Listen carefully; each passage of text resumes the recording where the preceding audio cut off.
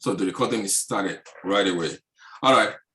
Finally, we can do this. Good afternoon, everybody.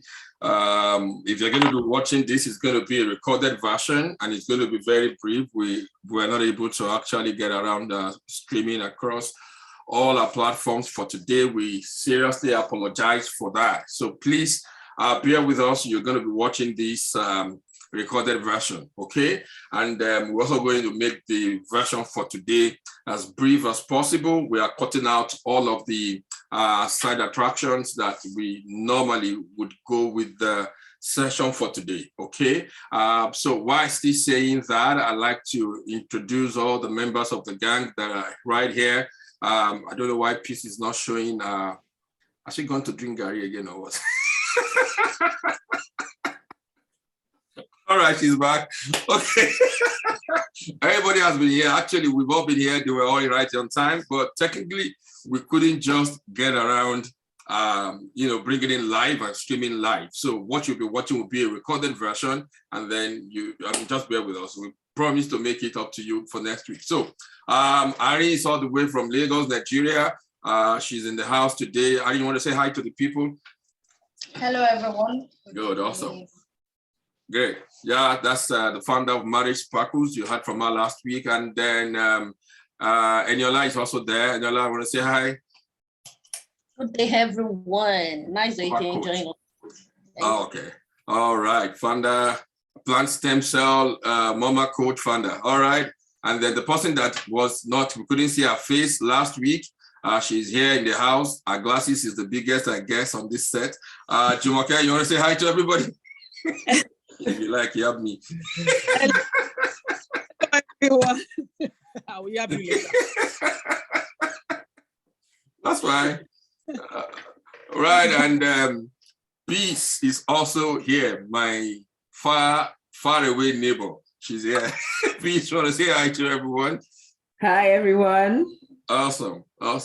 Thank you, everybody, for joining us today. So it's going to be we're going to make this as brief as possible. Like I said, we cut out all the side attractions because of the delay we had in coming up immediately. Today's show is about diagnosis. Okay, so once you get diagnosis wrong, everything is going to be wrong. And so the point, the focus of today's program is called What is Wrong with Me? Okay, working on this book, I've been talking about it for years now that it's going to come out, One day it will come out, don't worry. It's coming soon. The title of the book is Body Talks. That is the signals that your body gives to you even before you go do any test. You know, your body is always telling you something is wrong. It's only left for you to be able to correctly interpret those signals and take necessary actions, okay? And so today we'll be talking about all of those things in different dimensions. And then it will be so interesting for you to listen and then understand the dimension and pick the one that is peculiar to you as the case is. So the people in the house, they are ready. They're like I said last week, this is a real session. We're not just reading from textbooks. We are very real people. As you can see, these are not bots, not they are humans. We did a Snapchat or is it capture? We did it before the program started to be sure that they are the ones who signed in. So the things I'm going to be telling you are going to be very real. And nothing in the things that we'll be saying is just from the textbooks, okay? Their years of experience, the interaction with their clients, are the things they are bringing to bear. And also their own personal experiences in life are the things that you're going to learn a lot from, okay? And so I'm going to start from Eniola. I hope you're ready for this because usually, and lest I forget also, my hand-gun massager is still very, very here. Nobody sent in any 100 push-ups. So it's here with me. I'm going to use it after this program to help some parts of my body. Okay. Oh, Jumoke, you want to go first? Okay, fine. All right. So Bola, you go first so that we can, okay, that's true. So you will go first. And then, yeah, last week you were in on the program and that particular aspect of yours is also very key. There are some parts of our body, of the human body that tell us a whole lot. Okay, so Jumoke, what are some signals or some signs that our body gives to us that we should pay attention to, especially from your own area of natural skincare health? What are those signals that our body gives us that we should pay attention to? All right. Thank you, Dr. Dijalabi, for having me. I wasn't able to be here last week because I was at work. I'm also right now. I'm supposed to be on a 20 minutes break and I'm way past my break. So I'm going to try to rush this and then you will excuse me if you don't mind. So what are the signals that, the things that happen in our body? Number one, I would focus, my first point will be on hair loss. Hair loss is something that is common between men and women. In men, it's male pattern baldness that we see. In women, there's also a form of male pattern baldness in women, which we call androgenic alopecia. Alopecia is just the general term for hair loss. Any form of hair loss is called alopecia. Now, there are different kinds of alopecia. There's androgenic, which is the male pattern baldness. Some men are thinning, it starts in the middle, in the crown of their head. And for women too, it starts there. And you also see the receding hairline. Sorry, did you say it starts from the top or from the middle? It starts from the crown. The male pattern baldness starts from the crown. Okay. And for women too, some women experience it also starts at the crown, and then you see some receding hairline. What about those people that have, those women that their own is eating from the front? That's why I said there's different types. Okay. So there's alopecia areata, which that one has to do with your immune system. It's an autoimmune system disease, and your immune system is basically just attacking your hair follicles. Most of the times, there's really nothing that you can do about it except you see a medical professional, and sometimes they put you on steroids. Most people just refuse to take. There's also traction alopecia, which is what mostly African Americans would experience. That's what you see us. 9 out of 10 African Americans would experience traction alopecia, and that is because of the braids, the ponytails, the styles that we do. I am experiencing traction alopecia right now. My hairline is receding. And sometimes when you go to see a medical professional, what they advise is that they do like an incision in your scalp and scoop, and they're able to tell you what exactly is going on. That is generally with alopecia. Sometimes they're not able to just look at you and say this type of alopecia that you have. But with traction, you know that it is from the years of pulling. It is from the years of braids. We cannot, especially those of us from Africa, we must braid our hair. We must do, some of us, our hair is, Ghana weaving has suffered from our hands. Some people, their hair starts from the middle of their head and you will see them, they're still doing Ghana weaving. That is traction. Unfortunately, if your hair follicles is dead, there's really nothing you can do about it. You can use all the hair growth oil in the world. And once that hair follicles is dead, there's really nothing to revive it. Right now in the market, there's a topical cream that is selling, which has an active agent called minoxidil. I don't know how well that works. Maybe 1 out of 5 people says that it does work, but it does not really achieve its purpose. I tell people, even though I sell hair growth oil, my hair growth oil is only for temporary hair loss. So I ask them, if you have been suffering from traction, which is you've been braiding your hair for years and years and your hair has started from the middle, there's probably no hope. And I always tell people, don't waste your money buying an hair growth oil. Hair growth oil is only for temporary hair loss, and everybody will lose hair. Every day as normal human beings, we're supposed to lose between 50 and 100 of our hair every day. That is normal. Look, I brought my comb. Every time I comb my hair like this now, look at it, it will just be dropping. It will be, that's normal. What is the reason? Although I still have more hair than most of the young African people around me. But I don't know how many. I call myself a shedder. Like I shed like a dog. I mean, it's a lot. If 50, 100 is what you're supposed to lose in a day, it is very normal. Including children. Yes, including children. Very normal. 50 Because to my son was actually saying that this morning, that mommy, I'm losing hair. yeah, He was yeah. asking me why. So it's normal. The reason why it's normal is that our hair grow in different phases. The anagen, the catagen, all of those phases. And so there's a resting period where your hair rests. There's a period where your hair falls. So it's very normal. It's when you feel like this is more than 100. This is becoming too much. And there can be all kinds of problems. There might be underlying issues. It might just be keratin loss. It might just be your hormones. It might just be your diet. So that is pretty, very, very normal. But if it's like temporary hair loss, there's so many things that you can use. There's amla powder, there's brain raj, there's a popular chebe powder that people advertise now. But the thing with all these herbal products is that you have to use it consistently. Unfortunately, people are looking for magic. People are looking for what they will use now and it will work now. It doesn't work like that, because if it's traction, alopecia, and your hair follicles are not yet dead, remember that it took you probably 10 years, to get to that point, and it will take time for you to see growth. It is when I tell people, when you buy something and you haven't seen any changes in 6 months, 6 months is the time frame that you need for something, for you to be able to comfortably say, oh, this is not working. But some people use it for 1 week, 2 days, and because of lack of patience, they're like, this does not work. So it's all different kind of hair loss. If you're suffering from hair loss, the first is to be able to figure out. All right, Jumoke, sorry. I mean, with all this you are saying, hair loss what is hair loss telling us? Could hair loss be telling us something is wrong?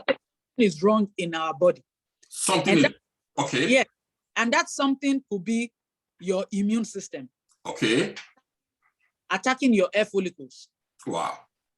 It might be traction, which has nothing to do with your immune system. It's just the way that the style you do with your hair. Okay. Yeah, it might be androgenic alopecia, which is just male pattern baldness that just happens to some people, just for no reason. A genetic disposition. Yeah, and some people it is stress.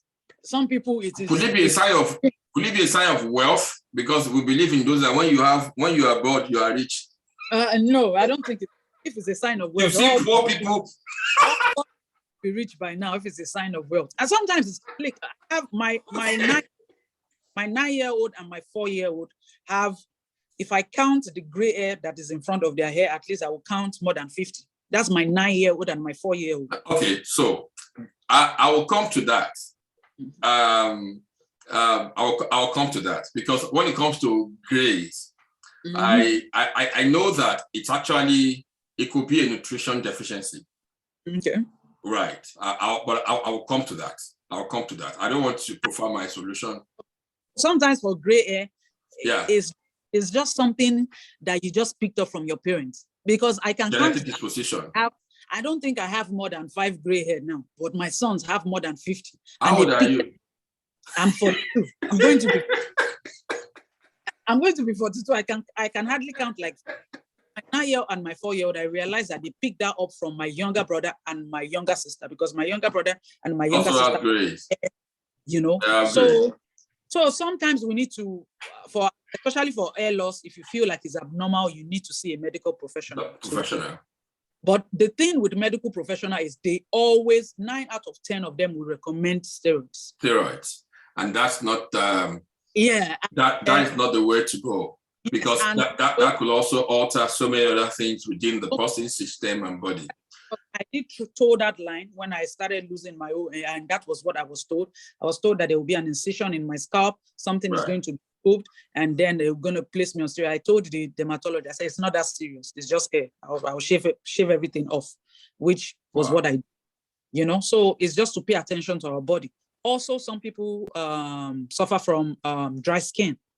Dry scalp can be dehydration. Some people don't drink enough water, just like me. I make conscious effort, to be able to drink water. Some people do not drink water. Their skin is always dry. Their scalp is always dry. And people would complain, oh, I have eczema. So sometimes we just need to pay attention to ourselves. These things don't happen by themselves, like that. So we have to pay more attention to ourselves. If you have dry skin, drink lots of water. Make sure that you're eating balanced diet. You know, most of our children now, they don't eat vegetables. If you bring vegetables, they'll shake their head. You bring fruits, they don't eat fruits. So bring pizza. Pizza, fries, and burger, they will eat. But vegetables, broccoli, carrots, they won't eat all of that. Okay, Jumoke, because of our time, thank you very much. I'm still going to come back to you. No, collection loss, okay. What's I didn't say? There's no collection loss from our. Okay, you're back. Okay, all right. So I'm gonna have Peace coming on. Okay, hold on. No, so we'll go back to Eniola right now. So Eniola's part of it is also going to be important. I just wanted to take Jumoke's part so that if she has to leave, but I'm still going to summarize a bit from the things that we are talking about. Okay, so I'll bring in Eniola now, and then she wants to speak from her own, perspective. Okay, what are those signs? We're talking about diagnosis, symptoms, feelings that people may have, and they might not be able to explain what exactly is wrong with me. Why do I feel the way I feel? All right. So in your own case, we'll be focusing more on mental health. Of course, mental health is in various parts, but you want to talk about how, some things people go through on a daily basis because of their regular 9 to 5, what they do on a daily basis, the things they go through. That's what we'll be discussing with you. So go ahead, please, just pick it up. All right, thank you very much, sir. And when it comes to mental health, I know that we're still talking about women generally. Am I right, sir? Yeah, even for men. The things you're discussing is they affect both men and women. Yes, but just go ahead. When it comes to mental health, the signs are usually there before it becomes full-blown depression. One of the signs is on how you just find out that you're sad. You don't know why you're sad, but you're just sad. There's really you can't pinpoint, but you're not happy. You know that you're not happy. That's one of the signs. The other sign is that you're easily irritable. It's like you're nagging at everyone. Small little things happen, and it's like, it triggers you and you go full bloom, you're angry. Unnecessarily, you're picking fault even at your spouse. You're picking fault at the children. And usually the children are always at the receiving end. When parents are unhappy, when they are sad and all, there is this confusion. You can't take decisions. That you're not happy about, but it's like, your mind is clustered. Your mind is clustered. You can't actually, you can't think straight, and all that. And you find that when it comes to the issue of for stay-at-home moms, for stay-at-home moms, usually depression, and it doesn't start as depression. It starts as anger, it starts as sadness, it starts as worry. And the thing is, people don't actually pick, and they don't actually they don't pick it on time. I remember that before I went into full-blown, I have been depressed before. And in my life, I never believed that I could actually be depressed, but it happened to me. And for a whole month, I shut myself out. I wasn't talking to anyone, I wasn't picking calls. But the signs were there. And what were the signs? What were the signs I saw? I was worried. I was worried about, I don't know whether you permit me, but I want to talk about stay-at-home friends before I talk about other people. Right. Usually people get worried about so many things. But for stay-at-home moms, they're usually worried about, what about my dreams? My mates are doing better than I'm doing right now. What's going to happen to me? I'm getting older. I've not achieved anything. They worry about what the in-laws are saying. They worry about what the people in their children's schools are saying. There's a lot of expectations from them. In fact, something as simple as fill this form. triggers worry. When they ask you to fill a form and you have a job, what is your job? You know, what do? You can easily flee. I'm a banker, and you know, but for a stay-at-home mom, that what is your job is enough worry. It's not that easy to say this is what I do, because they don't even believe in what they are doing. Not because they don't believe in what they are doing, but because the society makes them feel like they're not doing anything. Like you stay at home, you're lazy, you know.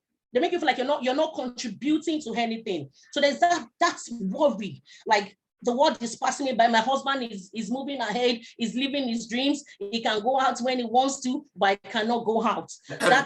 Every mom even feels that. I also don't think he's going to stay at home. Actually. Okay. Now for career mom. Yeah.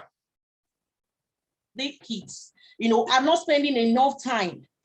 You know, you can say I'm not spending enough time.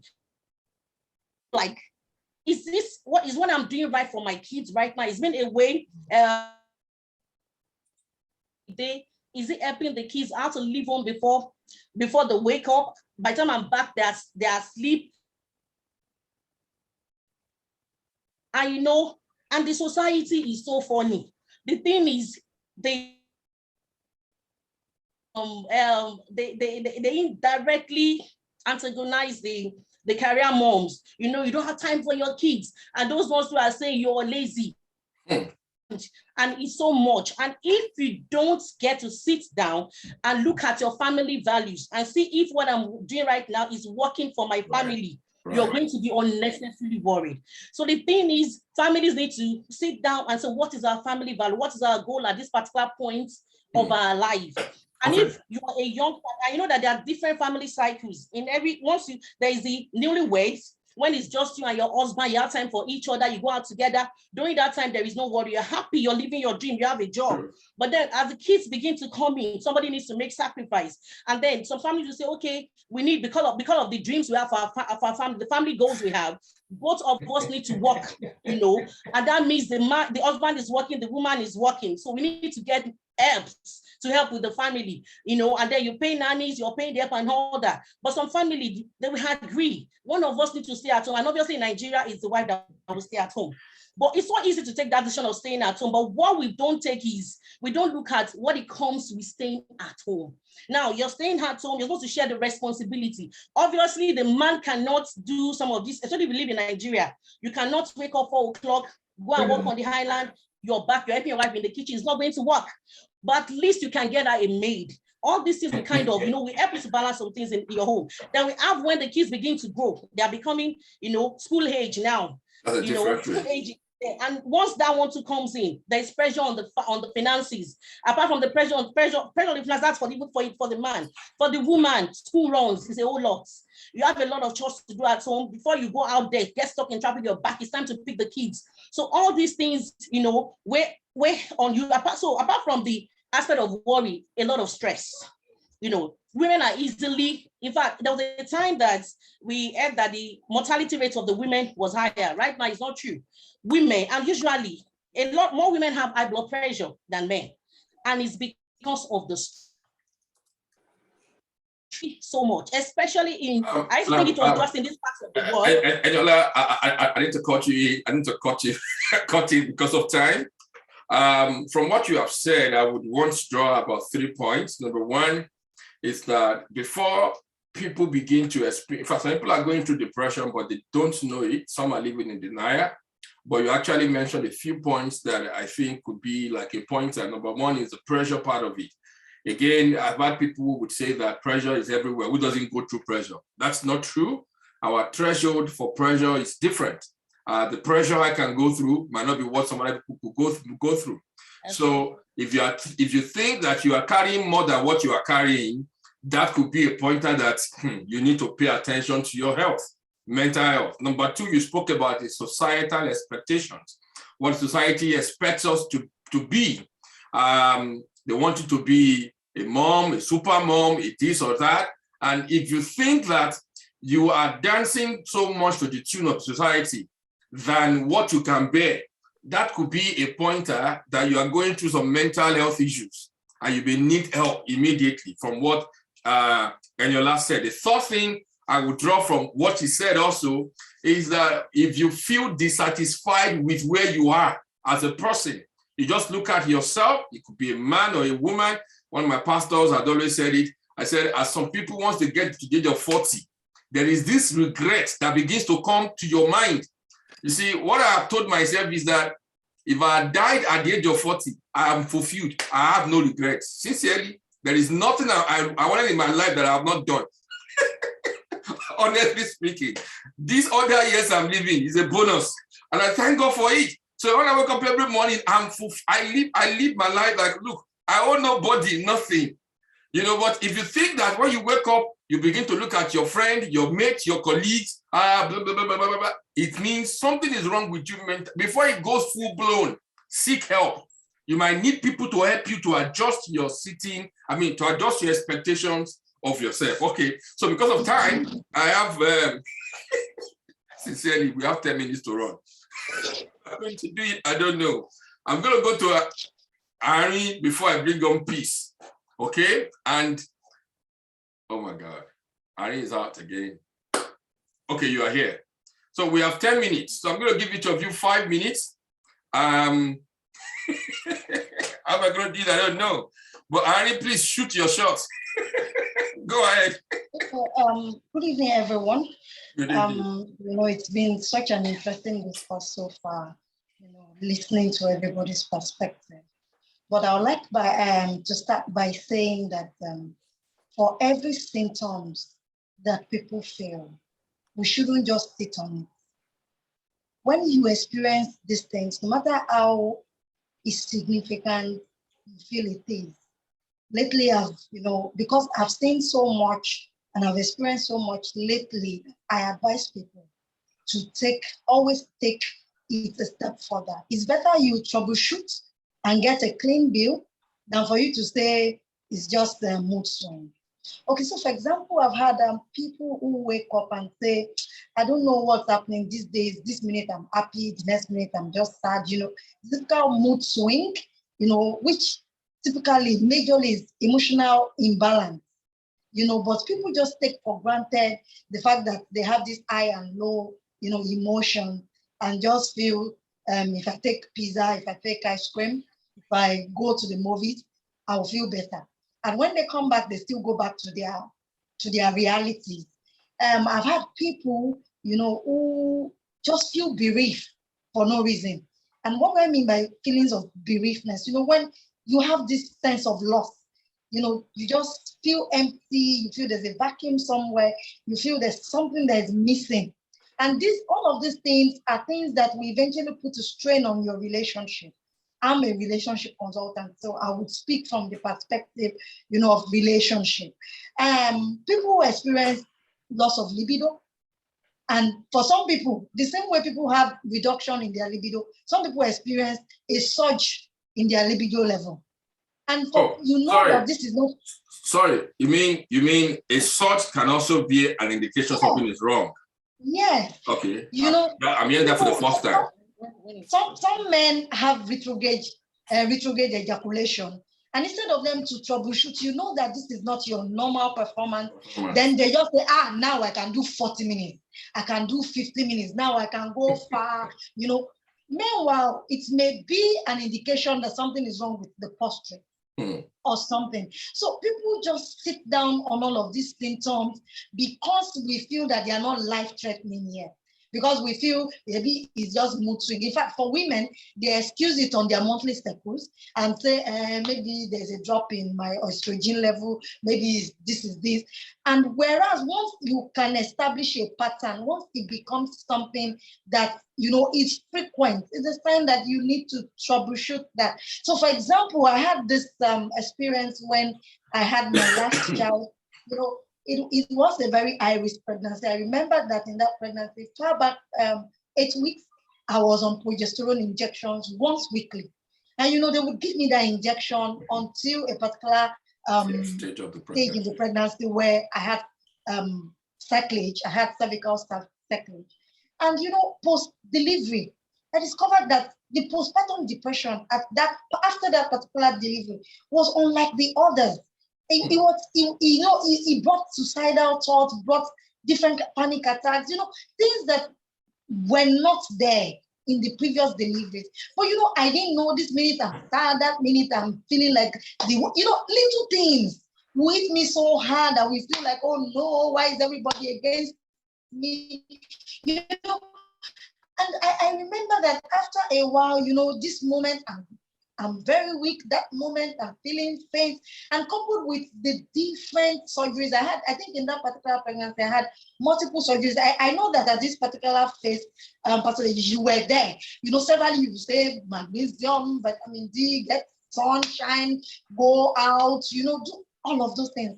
But it took several years for me to discover that progesterone led to a serious hormonal imbalance in my system, because it altered, the entire hormonal profile.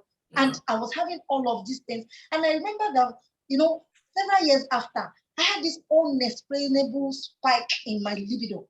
It was so terrible that, I will bind, I will cast, I will say village people, ye powers that want to get, I couldn't fast, and then I had to call my gynae and say, sorry, something is wrong with me. I told him, I said, no, this is no longer ordinary. I understand that you have these orgies and all of this, but this one is no longer ordinary. And then it took me through, okay, you have this surgery, this is what has happened, this is what has happened, this is what has happened. And things as simple as that. For some people, they say this loss of libido, it may be medication, hypertensive, diabetics, it may even be diet.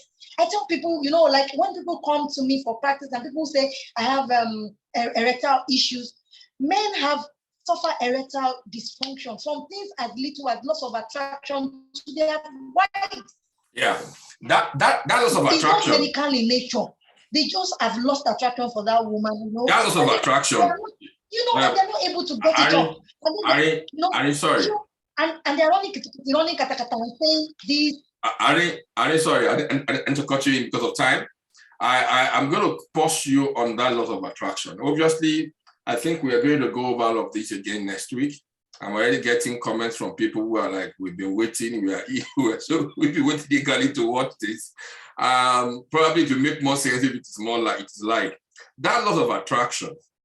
I'm going to pause you on that. And when we come next week, we're going to take it up from there, because some women cannot explain why this guy doesn't feel attracted to me like he used to. And they think it's just, maybe he's seeing somebody outside. maybe I'm not dressing up enough. Maybe I'm not making up enough for him. So I even think it is see finish. But he's not see finish. This guy is not even thinking about, he's not even seeing you and seeing sex. We're going to pause on that and take that up next week. Please, I want us all to know where we stopped and pause this week. Next week, we will start, and then we pray that we will not have all the challenges. It's going to be very exciting. I'm going to bring up peace. I will bring up peace right away. So peace, what are the symptoms? Jumoke has spoken a lot on, I think Jumoke even took about 12 minutes or thereabouts. Don't worry. Next week, we will reduce from your time. So peace, what are the symptoms that we need to pay attention to? Please go ahead. Okay, I would like to talk about things that the other speakers have not spoken about, and that is irregular period. And like last week, I talked about how our state of mind can affect the way we feel about ourselves and certain hormonal changes that we experience. So for some people, when their mind or their emotion is not in the right place, they find out that they start having irregular periods. It happened to me. And at a point, my doctor said I was getting into I was experiencing premenopausal symptoms. Yes. Right. And by the time I left Nigeria and got into God's own country, I got into God's special country. Neighborhood. I'm telling you. Yeah. Most of the symptoms that I was experiencing in Nigeria just disappeared. Oh. Yes. Yes. Okay. In Nigeria, we'll say we have stress. when you get into the Western world, you'll discover that the stress we experience in Nigeria is like politically induced stress.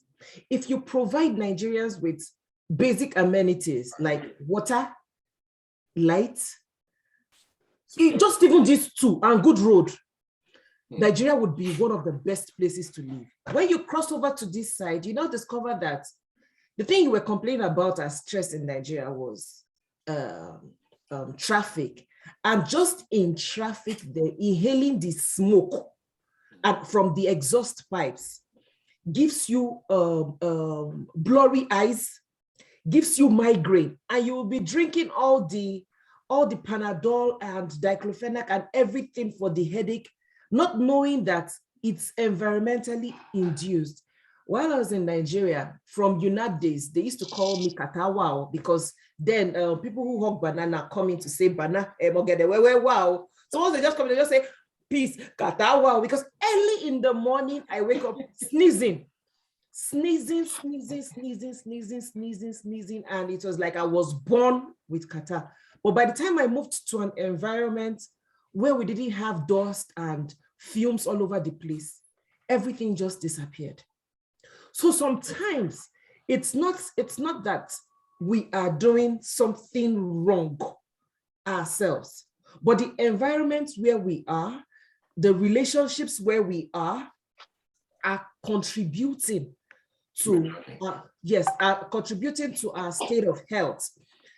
You discover that you leave a particular department or a team that is toxic and is just filled with eye service, and everybody is just doing eye service, and you are unconsciously worried about how to adjust your nature of being upright to fit in. You might not feel like you're doing something extra, but unconsciously you are tasking your brain, even in your supposedly sleep. You are thinking of how you're going to approach your boss tomorrow, how you're going to defend a particular thing, and all these things. You wouldn't know that headache or migraine that you're complaining about actually stems from this root cause. So sometimes we need to just sit back and try to understand what the root cause is in addressing the symptoms. So today I've focused on irregular periods.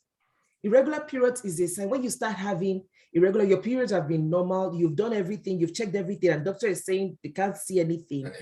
Sit back and ask yourself, what's going on in my personal life? In your space.